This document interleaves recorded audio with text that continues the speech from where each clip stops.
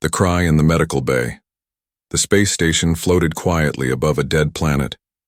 Most lights were dim, the halls empty. Only one place was still active at this hour: the repair bay. There, a human named Darren worked alone, covered in grease, sparks flying as he fixed a broken medical scanner. He didn't like crowds. That's why he worked the night shift. Machines didn't lie, didn't betray. Unlike people.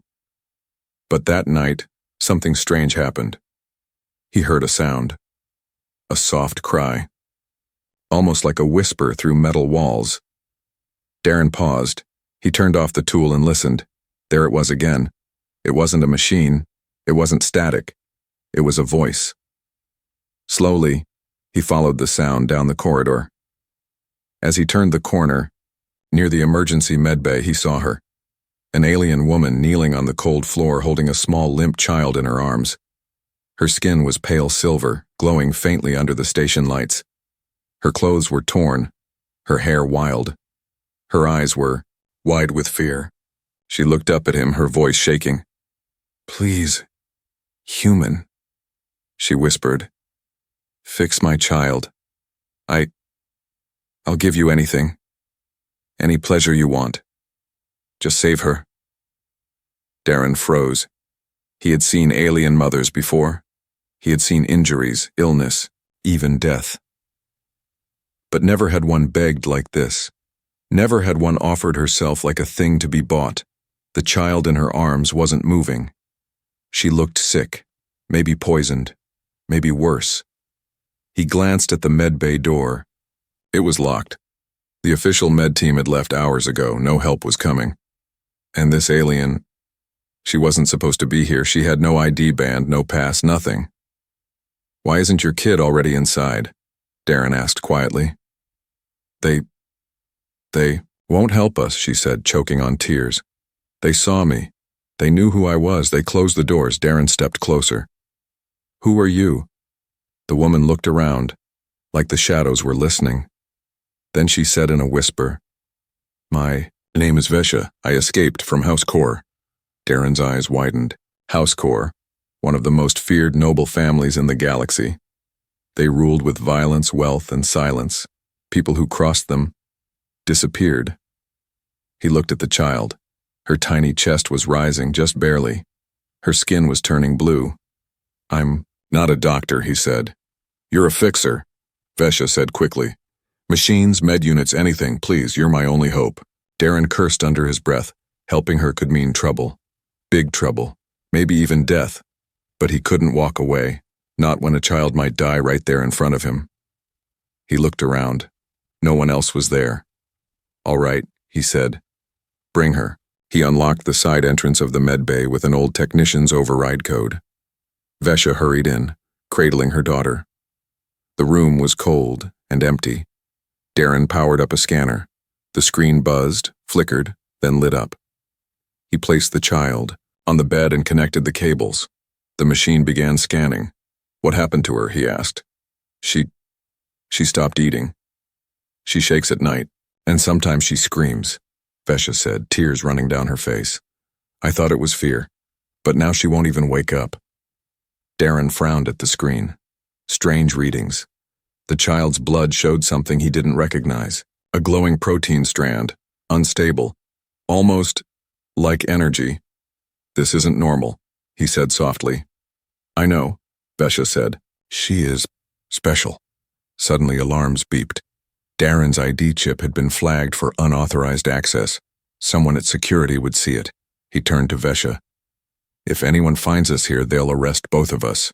Or worse." Vesha stepped forward, her voice low and serious. "If they find us, they'll kill her. And me. Please, Darren, don't let them take her." He looked at her. Her hands were shaking, but her eyes were full of fire. He sighed.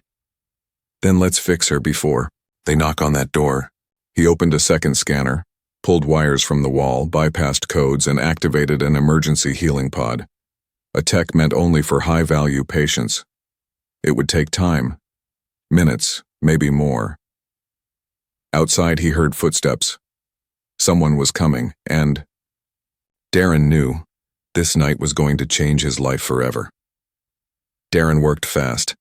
The child lay inside the glowing healing pod, her body wrapped in soft light. Tubes ran into her tiny arms. Her skin shimmered strangely, almost like liquid silver under the pulse of the machine. Vesha stood beside him, not moving, her hands tightly clenched together. Her silver eyes never left the pod, and her breath came in shallow, sharp gasps. Darren checked the vitals again.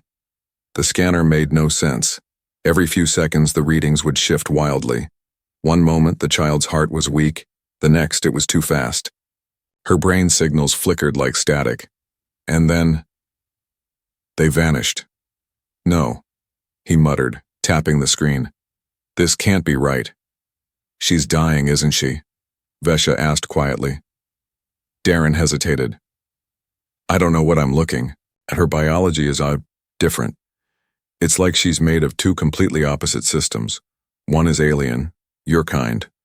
But the other? It's reacting to human tech. It's syncing to my voice, to my touch. Vesha's face changed. She took a step back. You touched her? She asked, voice low. I had to, Darren said. She was cold. I carried her to the pod. Vesha looked stunned. Her lips parted slightly like she wanted to say something but couldn't. Instead, she reached for the pod, placed a hand on the outside shell, but nothing happened. Darren placed his hand beside hers.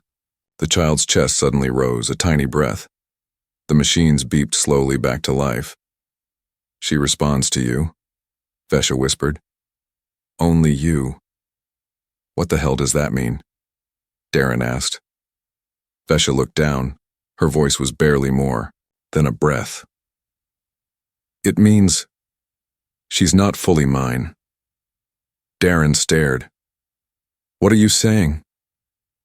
I had her during the war, Vesha confessed. I was captured by humans. One of them was kind.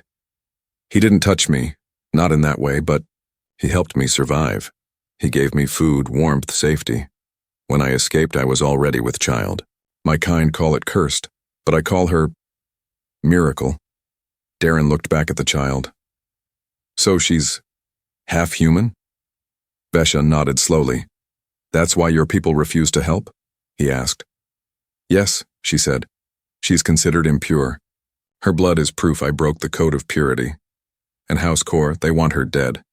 They'd rather bury the shame than let her live. Darren clenched his jaw. She's just a kid. A tiny, sick kid. How can they hate her for being born? Vesha didn't answer. She simply watched her daughter, her hands trembling. The medbay lights flickered. For a moment, the room went dark. Then backup power hummed, and red lights came on. They've cut power, Darren said. Someone knows we're here. Vesha's eyes widened. We have to run. Not yet, Darren said. If I unplug her now, she won't survive. Vesha moved closer to him, her face serious, her body almost touching his. Then what do we do, Darren? How do we fight an empire? He looked into her eyes. 1 minute at a time. Suddenly the wall intercom buzzed. A deep voice echoed through the room. This is Security Unit 12. You are harboring a Class C fugitive. Step away from the pod and surrender now. Darren moved in front of Vesha and the child, his voice calm. Just keep quiet. I'll handle this. He tapped a hidden panel under the desk and pulled out a portable med battery. It was old, barely charged, but maybe enough. He opened the pod, lifted the child carefully, and connected the battery to the life support unit. Stay close to me, he whispered. Vesha followed him as he led them to the back exit, a maintenance tunnel rarely used. They moved fast. The child's breath came and went, weak but present. Her body felt warmer now. She was still fighting. The tunnel was dark, narrow, full of broken pipes and flickering lights. Darren had walked this path 100 times, but tonight it felt different. Every sound felt louder, every step more dangerous. Behind them, distant footsteps echoed. They're coming, Vesha said. Darren nodded. Let them come. I'll protect her. And you. Vesha stopped suddenly. She reached out and grabbed Darren's hand. You don't even know me, she said. You risk your life. For us. Why? He looked at her. His face was tired, covered in oil and sweat. But his eyes were clear, because no one else did, he said simply. Vesha stared at him for a long moment. Then she lowered her head and said, Then I give you my vow, human. I belong to you now. My body, my strength, my loyalty. I offer it freely. Darren blinked. That's not why I know, she said. That's why it means more. Behind them, the footsteps grew louder. They turned the corner and vanished into the shadows, and in Darren's arms the child, half alien, half human, opened her eyes. Just for a second, but it was enough. The tunnels groaned as metal cooled around them. Darren moved quickly through the narrow shafts, carrying the child close to his chest. Her breath was faint, but steady. The weak glow on her skin pulsed gently, reacting to his warmth. Vesha followed, just behind, her steps light but sharp, her head constantly turning, always alert for danger. They reached an old maintenance room. It hadn't been used in years. Dust covered the console panels, and one of the lights flickered nonstop in the corner. Darren laid the child on a rusted cot and connected the battery again, stabilizing her vitals. He sat down for the first time in hours and wiped the sweat from his brow. Vesha didn't sit. She stood by the door, ears tuned to every sound. She opened her eyes again, Darren said softly. Just for a second. Vesha's shoulders shook. I saw, that 1 second, was everything. Darren leaned back against the wall. You said you escaped from House Core. How long have they been chasing you? Since the day she was born, Vesha replied. They found out too quickly. My bloodline is theirs, royal but under control. I was a soldier in their breeding program. When I gave birth to a hybrid, they didn't punish me. They hunted me, as if I had created a monster. Darren looked at the child. She's not a monster, she's a miracle. A strange sound echoed through the vents. Slow, heavy steps. Not boots. Something heavier. Vesha went silent. She moved closer to the door and listened. Then her voice dropped to a whisper. They've found us. The hunters. They're here. Darren stood up instantly. How many? I don't know. But if it's them, they're not alone. Core hunters don't move without machines. Suddenly, the old console blinked. The cracked screen lit up with a red symbol, 2 curved lines crossing over a circle. Vesha cursed in her language. That's their mark. A lockdown is coming. They'll seal the entire station. Darren moved to the back wall. There's an emergency lift behind here. It doesn't go far, but it leads to the lower decks. No security scans there. As he pulled open the wall panel, something banged against the far entrance. Boom. Vesha jumped. They're breaking the outer doors. Darren didn't hesitate. He lifted the child again, holding her like something sacred. Vesha helped clear the path, tearing down crates and sweeping away broken wires. They moved to the lift, just a narrow hole with a ladder. I'll go first, Darren said. Pass her to me. He climbed down, and Vesha carefully lowered the child into his arms. Then she followed, closing the hatch behind her. As they reached the bottom deck, the lights turned red. Emergency lockdown activated. They're sealing the floor above, Darren said. Vesha nodded. We bought a few minutes, maybe less. They entered a long corridor filled with old cargo. Crates were piled high, labeled with strange alien markings and human warnings. One crate was open, full of medical supplies. Darren checked the child's readings. Her pulse was faster. Her body was reacting, changing, adapting. I think she's trying to heal, he whispered. But something's holding her back. Vesha looked at him with quiet hope. You're the only reason she's still alive. A soft thud echoed from behind them. Then another. Then Silence. Vesha froze. Darren looked up. The air shifted. Something heavy was breathing in the shadows.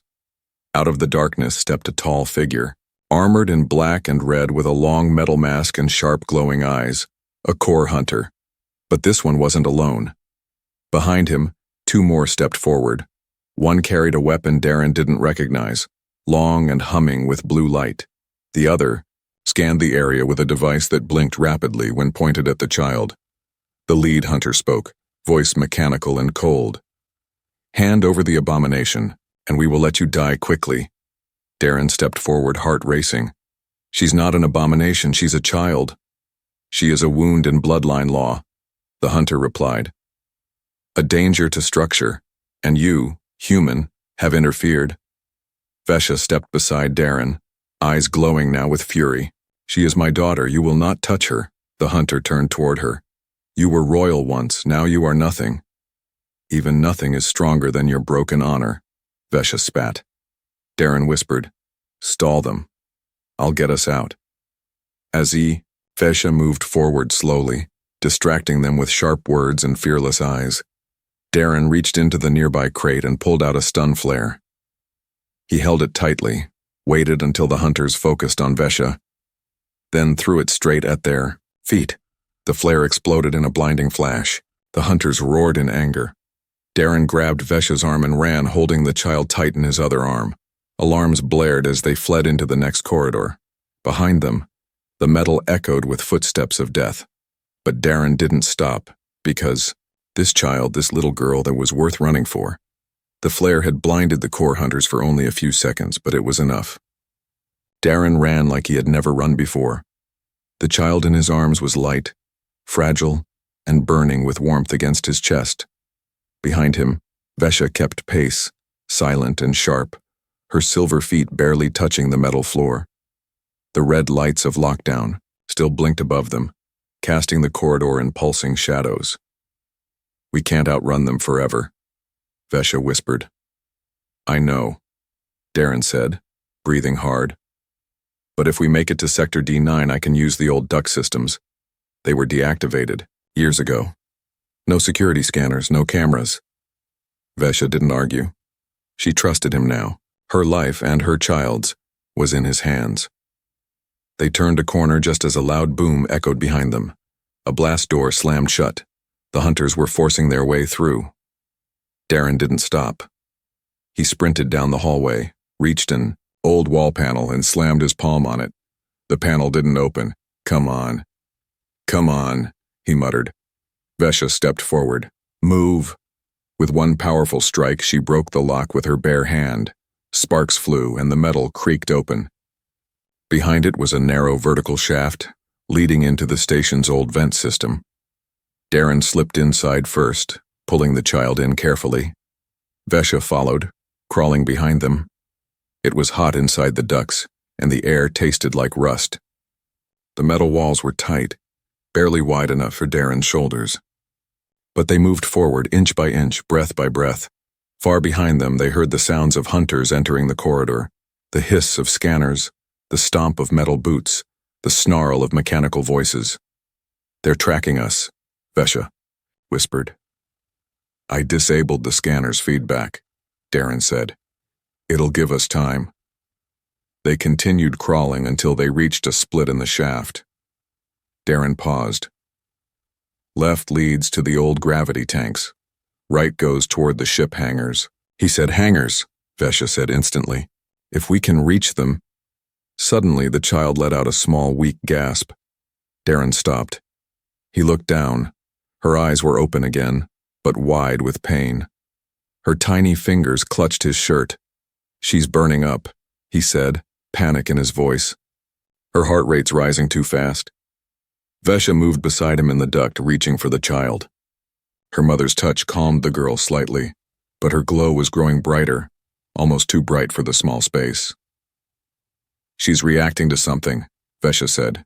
"The ducts, they're old, filled with leftover charge, static energy. It's too much. We need to get out of here, fast," Darren said. He turned right and pushed forward until he reached a vent screen. He kicked it out and jumped down into a dark chamber filled with pipes, tanks, and broken consoles. He laid the child on a cloth and quickly scanned the area for anything useful. Vesha dropped down beside him. We need to cool her body. Darren looked around. There, an old coolant line, still intact. I'll break the seal, he said. You hold her close. He took a wrench from the wall, jammed it into the pipe, and twisted. With a loud hiss, cold vapor spilled out. Darren waved it gently over the child's body. Her glow started to fade.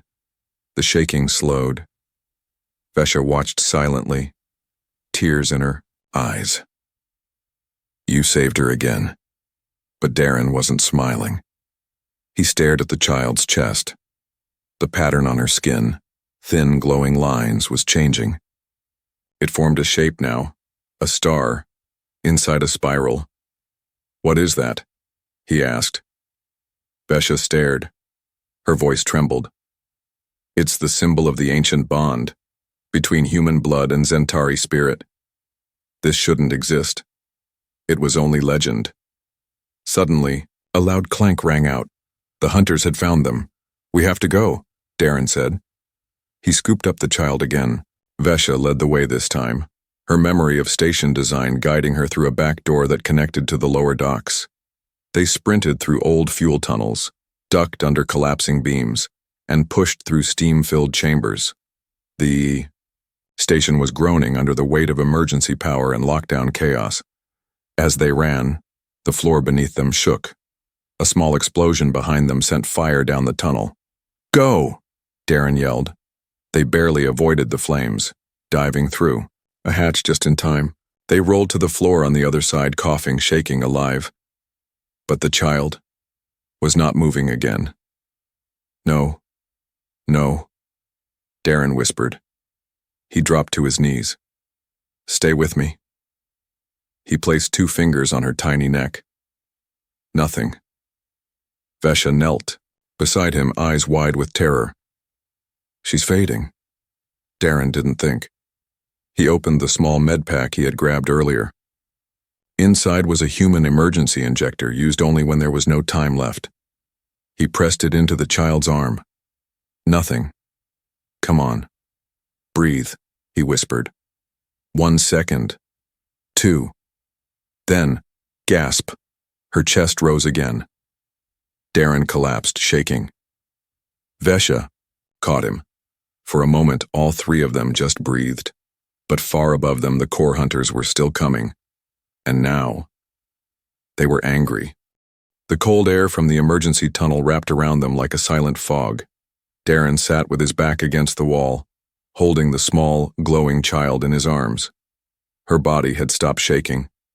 Her chest rose and fell slowly. But she was alive. Again. He could hardly believe it. The injector had worked, but just barely. Vesha sat beside him, arms wrapped around her knees, watching every movement of her daughter's small face. Her lips trembled, but her eyes didn't blink. It was as if she was trying to memorize the shape of life returning. She's still so weak, Darren said quietly. Vesha nodded. But she's here. You brought her back. Darren looked down at the child whose glowing skin had calmed to a soft pale blue. Her body responded to him more than to her own mother, and it unsettled him deeply. She wasn't just a mix of 2 species. She was something new. Something not meant to exist in the world they were running from. She needs rest, he said. And more than that, she needs safety. Vesha was silent for a moment, then turned toward Darren. Her voice was steady. I've made a choice. Darren looked up. What choice? I will not run anymore, she said. If they come, I'll fight. I'll buy you time. You take her and go. Darren shook his head. No, that's not happening. We don't split, we stay together. That's how she's made it this far. You don't understand, Vesha whispered. This child was never supposed to live. The blood in her, my blood and a human's, it defies ancient law. If the core leaders catch her, they won't just kill her. They'll erase every trace she existed, every data record, every cell. Because if she lives, She proves their purity is a lie. Then let her live, Darren said firmly. Let her be the proof. Vesha stared at him, the silver light in her eyes flickering. Then slowly, she did something unexpected. She placed her hand on his chest. You didn't ask for anything, she said. Not when I offered you everything back in the med bay. My body, my loyalty, even my freedom. You only cared about her. Darren looked down, embarrassed. It wasn't about payment, it was just right. I know, Vesha said softly. And that's why I choose now, freely, not as a trade. She leaned forward and pressed her forehead gently to his. I offer you my bond, not for a night, not for pleasure, for life, for family. I am yours if you'll have me. Not because you saved us, but because you never tried to own us. Darren didn't speak. For the first time in years, he felt something deep in his chest shift. Warmth. Connection. He had lived a quiet life, fixing machines and hiding from the world. But now, an alien woman and her strange child were offering him more than he ever thought he deserved. You really want this? He asked softly. Even with everything chasing you? I do, she whispered. Because if we die tomorrow, I want her to know we were not alone. He reached for her hand and squeezed it gently. Then we stay together, all three of us. A small sound came from his arms. The child, her name still unknown to him, opened her eyes again, this time longer. Her pupils glowed slightly. She reached up, touched Darren's cheek with tiny fingers and smiled. She sees you, Vesha whispered. She accepts you. What's her name? Darren asked. Vesha smiled softly. Lyra. It means hope in the old tongue. Then Lyra it is, Darren said, smiling back. And she's not alone now. Suddenly, the wall beside them vibrated. Footsteps again, louder, heavier, closer. Vesha jumped to her feet. Darren rose too, holding Lyra close. They moved into the next chamber, which led directly to the service hatch for the outer hangar deck. Just beyond that hatch was the human docking bay. If we can reach my shuttle, Darren said, I can override the launch locks. We get off this station and we disappear. But as they reached the door, it hissed open. A core hunter stood there, tall, armored, and silent. Darren stepped in front of Vesha and Lyra. Stay behind me, the hunter raised his weapon slowly. I don't want to fight, Darren said, heart pounding. But I will. The hunter tilted its head slightly. Then, it spoke. No, you will follow. Vesha's eyes narrowed. Why? Because your child is no longer hunted, the hunter replied. She is wanted. Darren blinked. What? Transmission was leaked. Her DNA. Her light. The outer colonies saw. The elders voted. She is the future now, not the shame. Vesha stepped forward. And if we refuse? The hunter paused. Then you may leave, and we will not follow. Darren looked at Vesha. For the first time, no one was chasing them. But trust would take time. The silence after the hunter's words felt heavier than gunfire. Darren didn't lower his guard. He kept Lyra close, her small heartbeat fluttering against his chest. Vesha stood stiff beside him, her body tense, eyes locked on the armored figure. The idea that they were no longer being hunted felt impossible, too sudden, too easy. What changed? Darren asked, voice sharp. Why stop chasing us now? The hunter didn't move. Its voice filtered through a deep mechanical speaker, rumbled like thunder in a cave. The child's scan was broadcast, unauthorized, but public. Thousands saw. The Galactic Outer Council was watching. They issued a vote. They call her by proof. Proof of what? Vesha asked. That your bloodlines can merge, the hunter replied. That your kinds can survive together. The old war's reason is broken. Vesha's voice lowered. They made that war sacred. They taught us humans were dangerous animals, that no child from both sides would survive. And yet, the hunter said, pointing to the girl in Darren's arms. There she is, breathing, Lyra blinked slowly, her eyes glowing like twin stars. Darren held her tighter. So what now? You just let us go? The hunter stepped aside from the door. We were ordered to bring you in, but new orders say we must not harm the child. You are free to leave, or you may attend the council. They request your presence. Vesha looked at Darren. This feels like a trap. Darren nodded.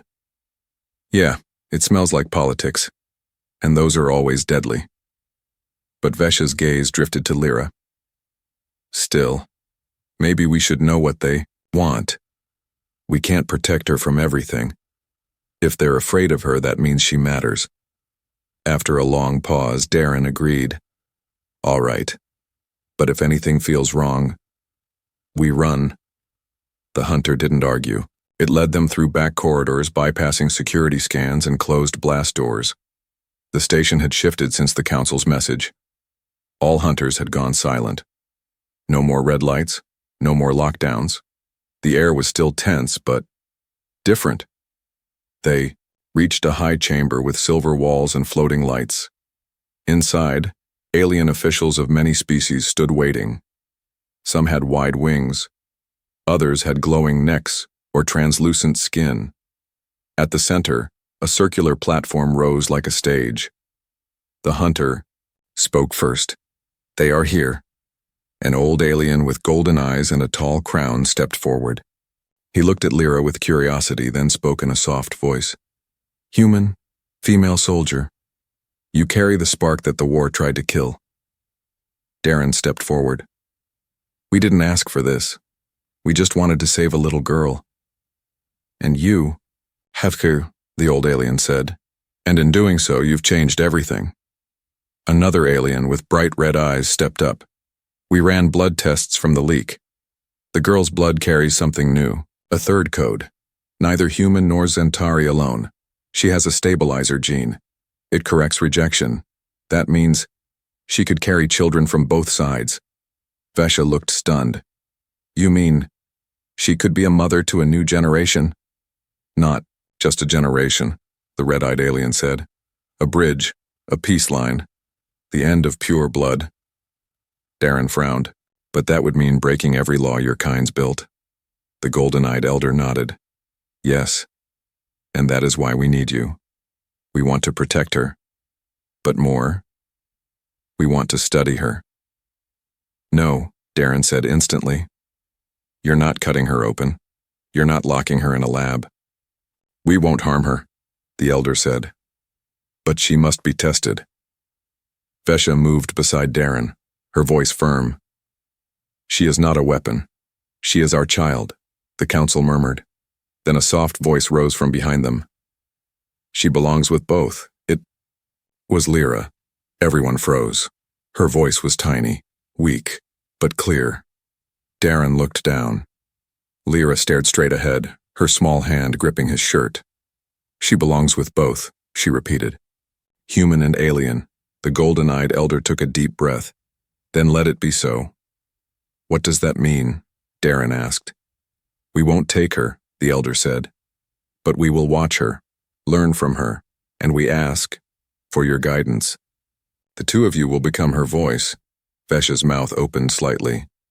You want us to speak for her? You raised her when the galaxy turned away, the elder said. You risked your lives. We trust no one more. Darren looked at Vesha. Her face was unreadable, her eyes locked on the council. Then she nodded. We'll do it, but only if she stays free. Always. The elders bowed. Lyra reached up, touching both Darren's and Vesha's faces. Family, she said softly. And for the first time, in the middle of politics, war history, and ancient bloodlines, a word stronger than law echoed through the chamber. Family. Months passed. The space station that once hunted Darren, Vesha, and little Lyra was now their home base. It had changed, just like everything else. The banners of House Core were gone. New colors flew now, symbols of unity, of peace between humans and the Zentari. But peace never came easy. It had to be earned every day, and Darren had become its quiet champion. He wasn't a soldier or a politician. He was just a mechanic, a man who had once worked alone in dark corners of forgotten decks.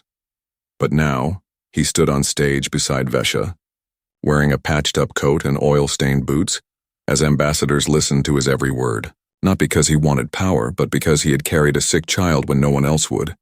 That child, Lyra, sat beside him on a raised chair, legs swinging, her glowing skin dimmed by special robes that kept her energy calm.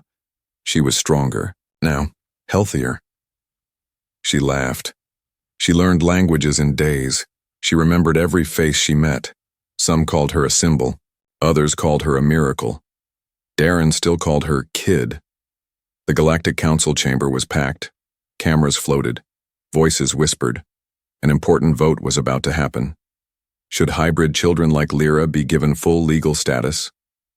Should they be allowed to live freely? To inherit? To exist without being hunted? Many still said no. Too dangerous.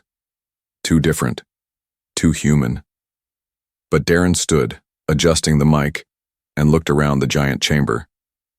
I didn't come here today to speak. For politics, he began, voice steady. I'm not a lord.